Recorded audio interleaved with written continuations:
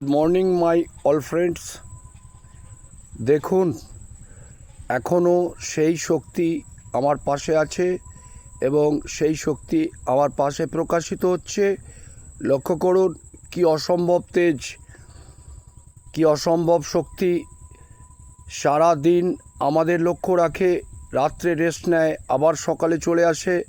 সেই শক্তি যা আমরা সব সময় অনুভব করি, যা আমাদের জীবনে সমস্ত শক্তির উৎস বলে আমরা মানি, সেই শক্তি প্রকাশ হচ্ছে। আমি এই অবস্থায় আপনাদের সামনে খানিকটা তার বর্ণনা তুলে ধরার চেষ্টা করছি। যদিও সারা জীবন বললেও তার বর্ণনা শেষ হবে না। সে হচ্ছে সূর্যদেব।